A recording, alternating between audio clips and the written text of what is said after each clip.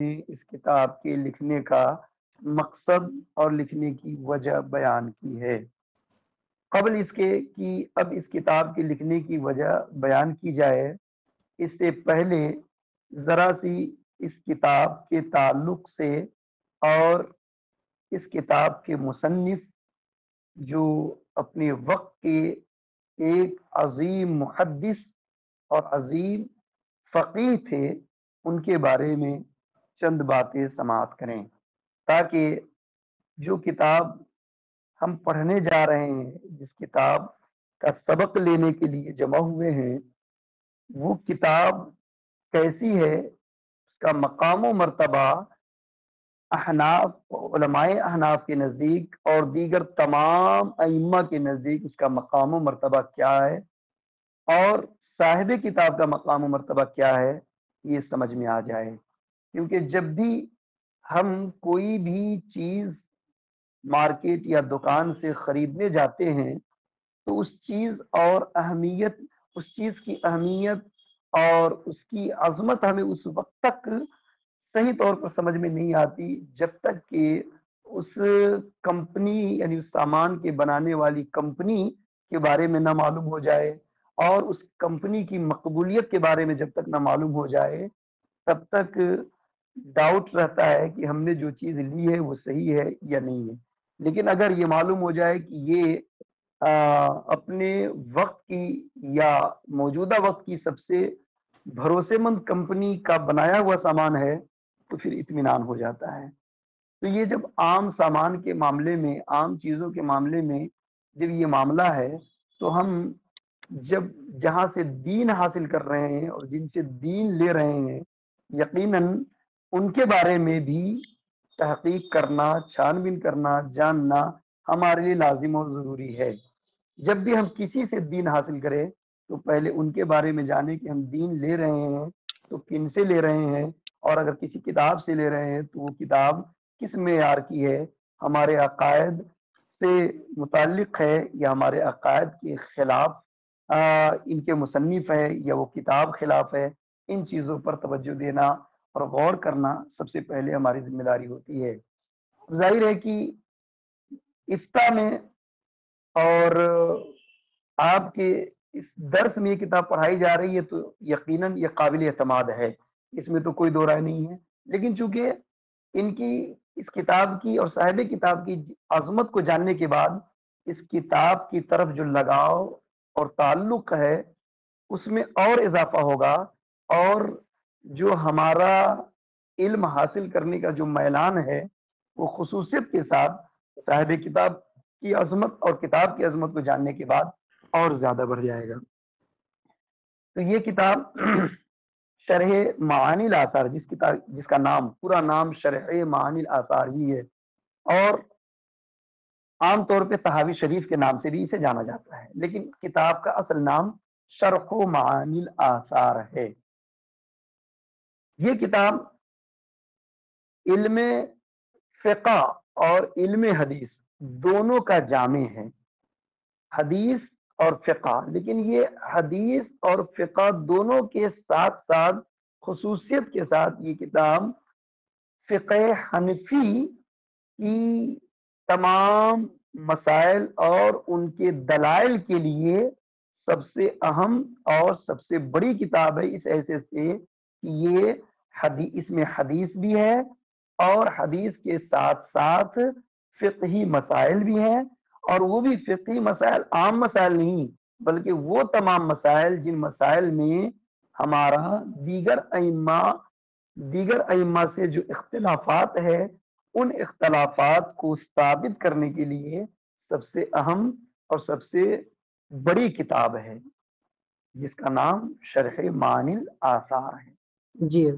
اس کتاب کا جو انداز ہوگا، اس میں صاحب کتاب امام طحاوی نے پہلے حدیث ذکر کی، شروع میں ہر باب کے شروع میں 1 2 3 حدیث ذکر کرتے ہیں، اور حدیث ذکر کرنے کے بعد اس حدیث سے کن کے مسائل اور کس ائمہ کے کا جو موقف ہے وہ ثابت ہوتا ہے، اس کو بیان کریں گے۔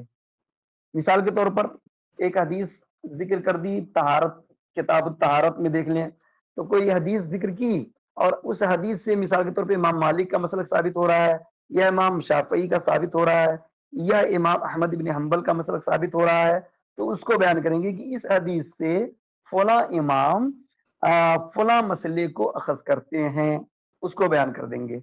پھر اس کے بعد بیان کریں گے کہ ہمارا مسلک کیا ہے، یعنی امام اعظم کا مسلک اس تعلق سے کیا ہے، ان کا موقف کیا ہے، اس کو بیان کریں گے۔ پھر اس کے بعد امام اعظم کے موقف پر حدیث لائیں گے، ایک حدیث بیان کریں گے، دو حدیث بیان کریں گے، تین حدیث بیان کریں گے، اور اس کی تائید میں کبھی کبھی 10 15 حدیثیں بیان کریں گے، اور یہ ثابت کریں گے کہ امام اعظم کا جو موقف ہے فقط وہ قیاسی نہیں ہے، فقط عقلی نہیں ہے، بلکہ حدیث رسول صلی اللہ علیہ وسلم سے ثابت ہے، اور رہی وہ حدیث جس سے فلاں امام نے اپنی بات کو ثابت کی ہے، وہ اس حدیث کا معیار کیا ہے۔ بسا اوقات وہ حدیث یا تو ناسخ ہوگی یا یہ کہ مرجو ہوگی، اگر ناسخ ہے تو اس کے اگر امام اعظم کا جو موقف ہے اس پر جو حدیث پیش کی گئی وہ ناسخ ہے تو پہلے والے امام کی جو حدیث ہے وہ منسوخ ہوگی، تو اس کے منسوخ ہونے کو ثابت کریں گے۔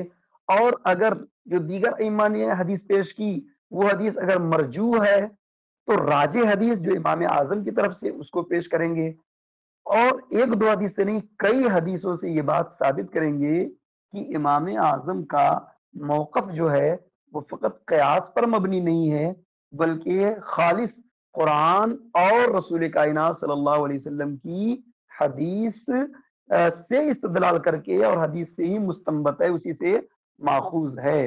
اور پھر اس کے بعد آخر میں ان ائمہ کے دلائل کا جواب بھی دیں گے، اور ساتھ ہی ساتھ امام اعظم کے مسلک کو ثابت کرنے کے لیے حدیث کے علاوہ عقلی دلیل بھی پیش کریں گے آخر میں۔ یہ ہر باب کا تقاضا ہوگا، ہر باب میں یہ انداز ہوگا امام طحاوی کا۔ کیا شروع میں پہلے چند حدیث پیش کر کے دیگر ائمہ کے موقف کو بتائیں گے، پھر جو ہمارا موقف ہے اس کو بتائیں گے، پھر اس پر دلیل لائیں گے، اور ان ائمہ کے موقف کا رد کریں گے، اس کو بھی دلیل سے ثابت کریں گے۔ ثابت کرنے کے بعد امام اعظم کے مسلک کو حدیث سے ثابت کر کے پھر ایک یا دو عقلی دلیل سے بھی ثابت کریں گے، یعنی قیاس سے بھی ثابت کریں گے۔ یہ انداز رہے گا ہر باب میں۔ یہ تو کتاب کے بارے میں ہو گیا کہ اس کتاب کا جو معاملہ ہے، جو انداز ہے وہ یہ ہوگا، اور اس کا مرتبہ، اس کتاب کا مرتبہ فقہ کے نزدیک، محدثین کے نزدیک کیا ہے، تو اس سلسلے میں بڑے بڑے محدثین اور فقہا نے، جیسے علامہ جلال الدین سیوطی، علامہ ابن حجر مکی، اور اس طریقے سے اپنے وقت کے بڑے بڑے محدثین فقہا نے، چاہے وہ فقہ حنفی سے تعلق رکھنے والے ہوں یا فقہ شافعی سے یا فقہ حنبلی اور مالکی سے تعلق رکھنے والے ہوں، سبوں نے اس کتاب کی تعریف کی ہے، سوائے امام بیہقی کے۔ امام بیہقی کے پاس کوئی جواب نہیں ملا تو انہوں نے اس کتاب کے بارے میں یہ لکھا کہ اس کتاب میں جتنی حدیثیں جمع کی گئی ہے وہ تمام حدیث امام طحاوی نے یا امام ابو جعفر نے جمع کی ہے، لیکن یہ کہ یہ ہمارے مسلک سے موافق نہیں ہے، اتنا کہہ کے وہ گزر گئے، لیکن انہوں نے جواب نہیں دیا۔ حالانکہ ان کے علاوہ دیگر بڑے بڑے محدثین فقہا نے اس کتاب کی تعریف کی ہے، اور یہ کہا ہے کہ صاحب کتاب امام طحاوی نے اس کتاب کے اندر فقط حدیث نہیں بلکہ مسائل کو بھی، اور مسائل کا جو استدلال، انوکھا استدلال ہے، اس استدلال کے پیش نظر فقہ حنفی کو جس انداز میں انہوں نے اس میں ثابت کیا ہے، اس طریقے سے کسی دوسری کتاب میں فقہ حنفی کو ثابت نہیں کیا گیا ہے۔ یہ ہے مقام و مرتبہ اس کتاب کا۔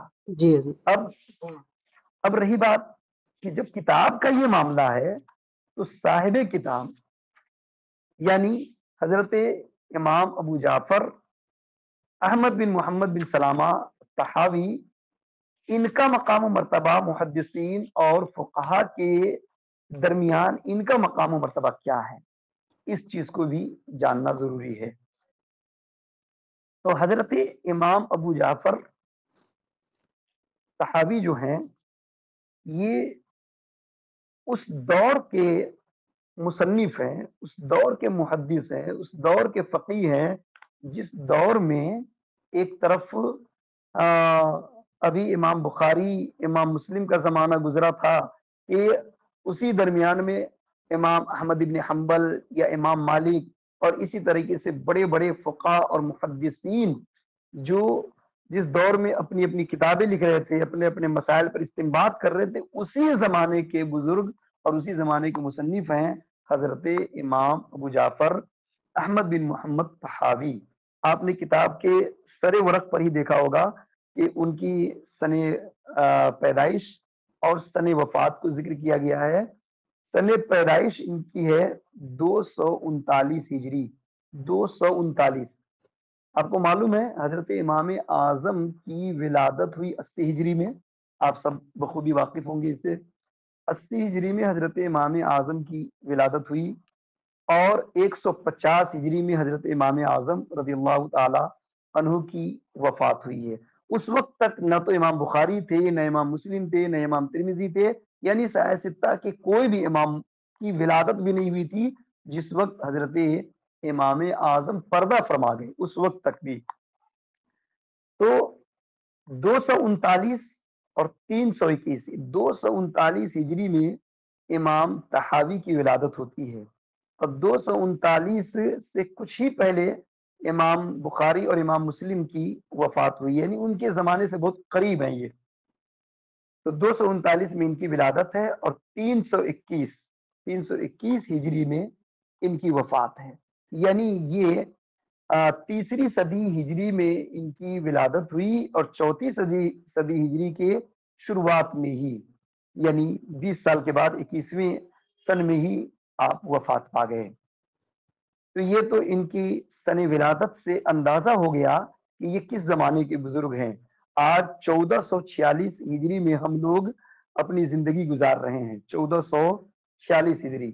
1446 ہجری میں سے 300 آپ نکال بھی دیں گے تو بچے گا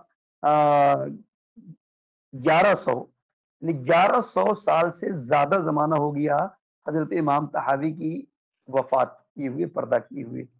تو یعنی 1000 سال بلکہ 1100 سال سے زائد اس کتاب کو زمانہ گزر گیا اور آج بھی اس کتاب کی مقبولیت ویسے ہی ہے جیسے کہ آج سے قبل کے زمانے میں اس کتاب کی مقبولیت رہی ہے۔ اب حضرت امام ابو جعفر طحاوی کے نام کے ساتھ کئی نسبتیں آپ پائیں گے۔ کبھی آپ پائیں گے امام ابو جعفر ازدی، کبھی طحاوی، کبھی مصری، تینوں طرح کی نسبت ان کے نام کے ساتھ لگائی جاتی ہے۔ تو تینوں کی نسبت کی وجہ ہے قبیلہ ازد سے تعلق رکھتے تھے، قبیلہ ازد سے تعلق رکھتے تھے، اس وجہ سے ان کو ازدی کہا جاتا ہے۔ اور مصر میں دریائے نیل کے کنارے ایک بستی، ایک گاؤں کا نام طحا ہے، اس کی وجہ سے آپ کو طحاوی نسبت، آپ کے نام کے ساتھ طحاوی نسبت لگایا گیا، اور چونکہ یہ مصر میں ہی واقع ہے اس وجہ سے آپ کو مصری بھی کہا جاتا ہے۔ تو امام ابو جعفر کو ازدی، طحاوی اور مصری تینوں طرح کی نسبت سے یاد کیا جاتا ہے۔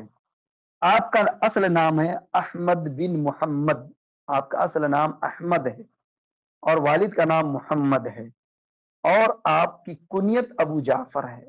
تو ابو جعفر سے اور طحاوی سے، اسی دو سے مشہور ہیں آپ، امام طحاوی ڈائریکٹ کہے جاتے ہیں یا امام ابو جعفر طحاوی کہے جاتے ہیں۔ تو آپ کی جو کنیت ہے اور آپ کے گاؤں کی طرف جو نسبت ہے طحاوی، اسی نسبت سے آپ زیادہ مشہور ہیں، اور علماء اور فقہ کے درمیان اسی نسبت کے ساتھ اور کنیت کے ساتھ آپ مشہور و معروف ہیں۔ اصل نام احمد بن محمد بن سلامہ بن سلمہ بن عبد الملک الازدی ہے۔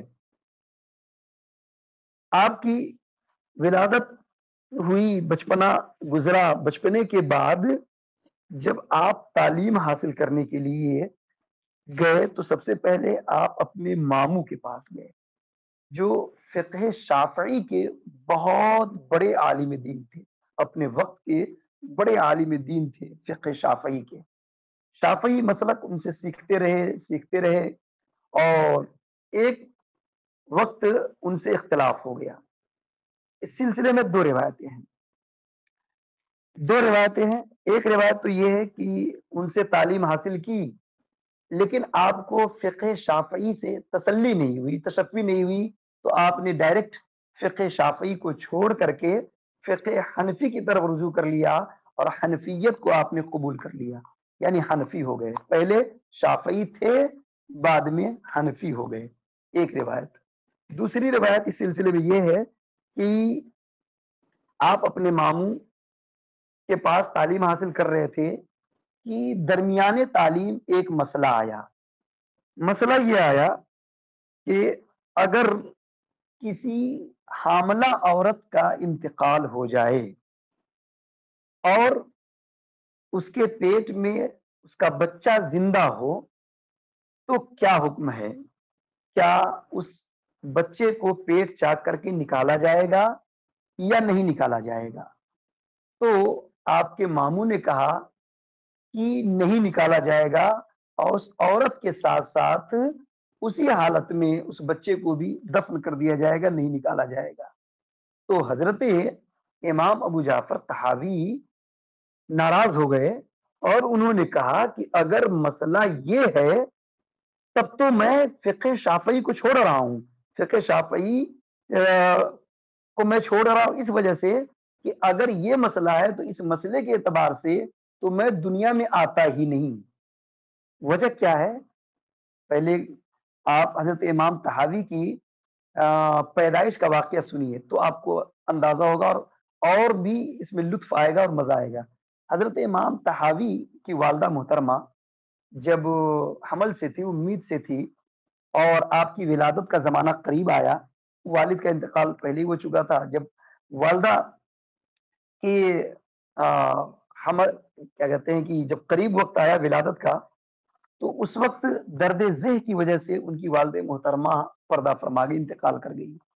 تو لوگوں نے دیکھا کہ ان کے پیٹ میں ان کا بچہ سلامت ہے تو ان کا پیٹ چاک کیا گیا اور چاک کر کے آپریشن کر کے انہیں نکالا گیا اور وہ بچہ سلامت رہے. وہی بچہ آگے چل کے امام طحاوی کے لقب سے مشہور و معروف ہوئے اور علم فقہ اور علم حدیث میں بڑے مقام پر فائز ہوئے. تو حضرت امام طحاوی کہتے ہیں کہ اگر فقہ شافعی میں یہ مسئلہ ہے کہ اگر بچے کی والدہ کا انتقال ہو جائے ولادت کے وقت اور بچہ پیٹ میں ہو، زندہ ہو، اس کی زندگی کی علامتیں پائی جا رہی حرکت سے، پھر بھی اس بچے کو اسی طرح دفن کر دیا جائے تو یہ مسئلہ ہمیں قابل قبول نہیں ہے، کیونکہ اگر اس مسئلے پر عمل کیا جاتا تو دنیا میں میری ولادت ہی نہیں ہوتی. اور فقہ حنفی میں مسئلہ یہ ہے کہ اگر والدہ کا انتقال ہو جائے اور بچہ اگر زندہ ہے، پیٹ میں علامتیں موجود ہے زندگی کی، تو پیٹ چاک کر کے بچے کو نکالا جائے گا. یہ حنفی مسلک کے اعتبار سے یہ مسئلہ ہے. تو اسی مسئلے کے تحت حضرت امام ابو جعفر طحاوی کو نکالا گیا تھا اور وہ پھر وہ زندہ رہے، ان کی پرورش ہوئی اور آگے چل کر کے انہوں نے وہ مقام و مرتبہ حاصل کیا. تو جب یہ مسئلہ انہوں نے اپنے ماموں سے دریافت کیا، ان کے ماموں نے یہ بتایا تو ان سے انہوں نے اختلاف کر لیا اور کہا کہ جب فقہ شافعی میں یہ مسئلہ ہے تو میں فقہ شافعی کو چھوڑ رہا ہوں. اور بعض حضرات یہ واقعے کو یوں روایت کرتے ہیں کہ ماموں سے اختلاف تو نہیں ہوا لیکن انہوں نے بعد میں خود ہی جب یہ مسئلہ ان کو معلوم ہوا کہ فقہ شافعی میں بچے کو اسی طرح دفن کر دیا جائے گا، اگر ماں کے پیٹ میں ہے، ماں کا انتقال ہو گیا تو اسی طرح اسے بھی دفن کر دیا جائے گا. جب یہ مسئلہ ان کو معلوم ہوا تو انہوں نے کہا کہ میں ایسے فقہ کی جس فقہ میں یہ مسئلہ ہے میں اس فقہ کو قبول نہیں کرتا ہوں، اور اس فقہ کو چھوڑ کر کے یعنی فقہ شافعی کو چھوڑ کر کے انہوں نے فقہ حنفی کو قبول کر لیا. اور فقہ حنفی کو قبول ہی نہیں کیا بلکہ اتنی محنت کی کہ فقہ حنفی کے تمام مسائل اور وہ مسائل کہاں سے استنباط کیے گئے ہیں ان تمام حدیث تک پہنچے، ان کو اخذ کیا. اور اس زمانے میں بھی چونکہ فقہ حنفی پر جس طرح آج غیر مقلدین اعتراض کرتے ہیں، اس زمانے میں بھی دیگر فقہ کے ائمہ، دیگر فقہ کے ماننے والے بڑے بڑے علماء فقہ اعتراض کرتے تھے امام اعظم پر، کیونکہ امام اعظم ان چاروں اماموں میں سب سے پہلے کے ہیں اور اس وقت کے ہیں جبکہ دیگر ائمہ کی ابھی ولادت بھی نہیں ہوئی تھی، اس وقت کے امام اعظم ہے، تو تمام ائمہ کے ماننے والے حضرت امام اعظم پر اعتراض کرتے تھے، جیسا کہ خود امام بخاری کی حالت یہی ہے، امام مسلم کی حالت یہی ہے، امام ترمذی کی حالت یہی ہے. آپ نے ترمذی شریف پڑھا ہوگا، ترمذی شریف کے اندر جب امام اعظم کے مسلک کو بیان کیا جاتا ہے تو کہتے بعض اہل کوفہ، بعض اہل کوفہ نے یہ کہا، بعض اہل کوفہ یعنی امام اعظم کا نام لینا پسند نہیں کرتے ہیں. سوچئے اصلیت کا یہ عالم تھا. تو اسی وجہ سے حضرت امام ابو جعفر طحاوی نے دیکھا کہ لوگ طرح طرح سے فقہ حنفی پر اعتراض کرتے ہیں، امام اعظم پر اعتراض کرتے ہیں، اور یہ کہتے ہیں کہ انہوں نے جو مسائل کا استنباط کیا ہے فقط قیاس سے کیا ہے، احادیث وغیرہ سے استدلال نہیں کیا ہے.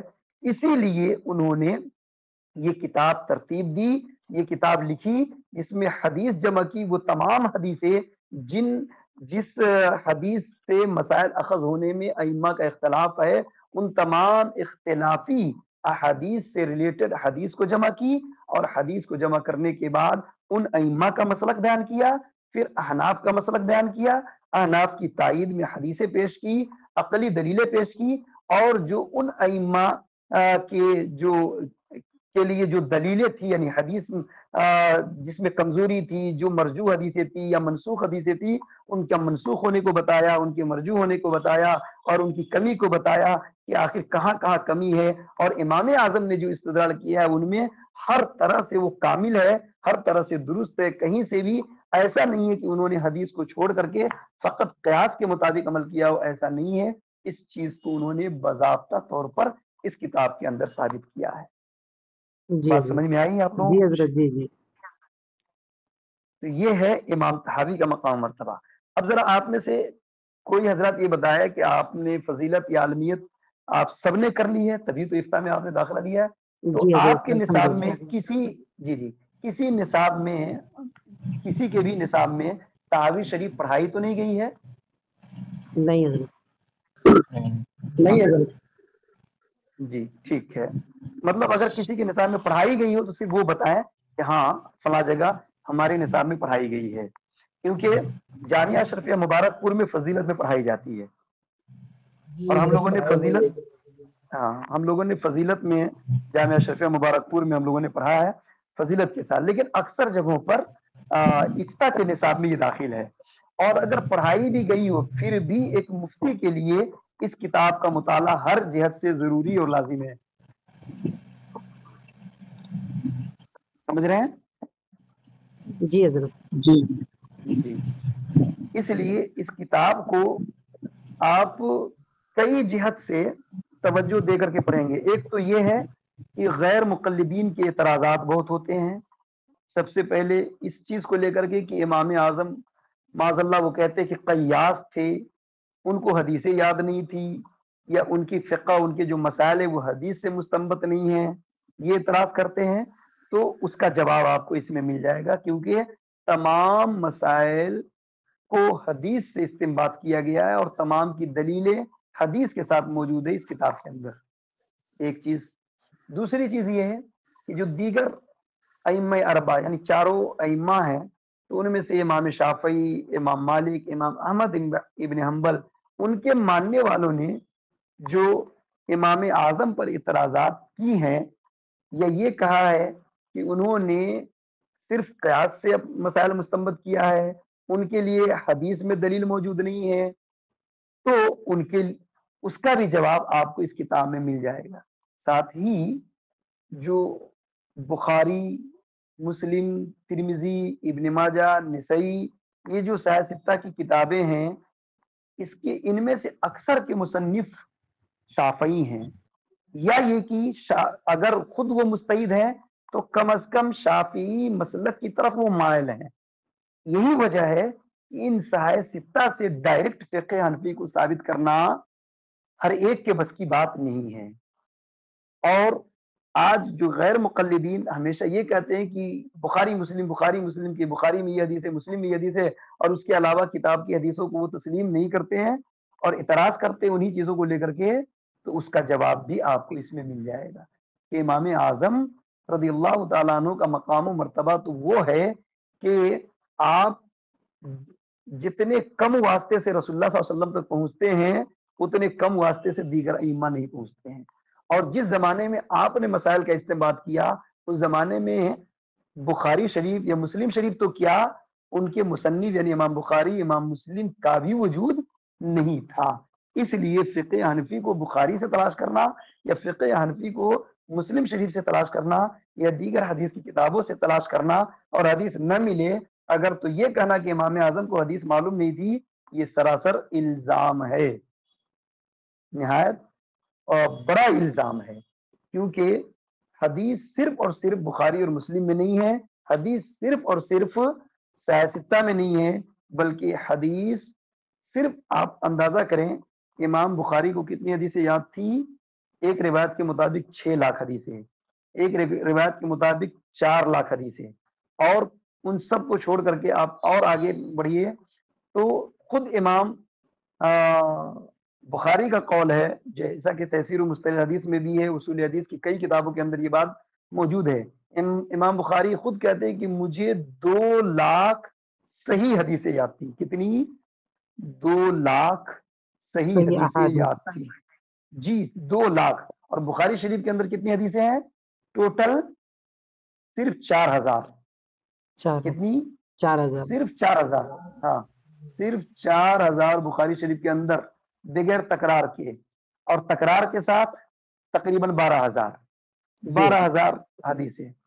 तो अगर आप 4000 माने या 12000 मान लीजिए, तो इमाम बुखारी को जो 2 लाख सही हदीसें याद थी, तो 1,88,000 सही हदीसें कहाँ गई? 1,88,000 हदीसें कहाँ गई? यकीनन वो सियासत की दीगर किताबों में है, या उनके अलावा जो दीगर किताबें हैं, जैसे मुस्तदरक है, सही इब्न खुज़ैमा है, सही इब्न हिब्बान है, मुवत्ता इमाम मालिक है, मुवत्ता इमाम मोहम्मद है, और मुसन्नफ इब्न शैबा है, वगैरह वगैरह। ये सब हदीस की किताबों के नाम है, इन किताबों के अंदर मौजूद है। तो फिर ये कहना कि सिर्फ बुखारी और मुस्लिम में जो हदीसें सही होंगी सिर्फ हम उसे तस्लीम करेंगे, बाकी को तस्लीम नहीं करेंगे, तो गोया कि खुद इमाम बुखारी पर इतराज है कि इमाम बुखारी कहते कि 2 लाख सही हदीसें मुझे याद थी, तो उनकी सही हदीस जो दीगर किताबों के अंदर मौजूद है, उनको उनका इनकार करना लाजिम आएगा। जी हज़रत। जी, तो ये बात हुई इमाम तहावी और उनके फ़िक़ही मकाम व मर्तबा और उनके हदीस में मकाम व मर्तबा, और फिर उनकी किताब यानी तहावी शरीफ जो उनकी किताब है शरह मानिल आसार, इस किताब का मकाम व मर्तबा क्या है, इस ताल्लुक से चंद बातें आपके गोश गुजार किया गया। मैं समझता हूँ इससे आपने बखूबी अंदाजा कर लिया होगा कि वाकई ये किताब कितनी अहम है, और इस किताब के जो मुसन्निफ है वो किस पाए के बुजुर्ग, किस पाए के फकी और मुहद्दिस है कि उन्होंने इतनी सारी हदीसों को जिन जिन पे इख्तलाफात थे उन तमाम को यहाँ इकट्ठा करके जमा करके हर एक के जवाब दिए। तो वो खुद कितने माहिर थे और हदीस पर उन्हें कितना उबूर हासिल था, और जब इन्हें इतना उबूर हासिल था तो ये टोटल 3 वास्तों से इमाम आजम तक पहुंचते। कितने वास्तों से? 3 वास्तों से। 3 वास्तों से, यानी इनके उस्ताद, फिर उनके उस्ताद, फिर उनके उस्ताद, फिर इमाम आजम। तो बीच में 3 वास्ता सिर्फ है, तो चौथे वास्ते में ये इमाम आजम तक पहुंचते हैं। तो जब चौथे वास्ते में इमाम तहावी है, उनके हदीस दानी का, उनके हदीस में महारत का ये आलम है, तो इमाम आजम की महारत का क्या आलम होगा? बेशक। ये अंदाजा आप बखूबी कर सकते हैं। अब उन्होंने इस किताब के लिखने की वजह बयान की।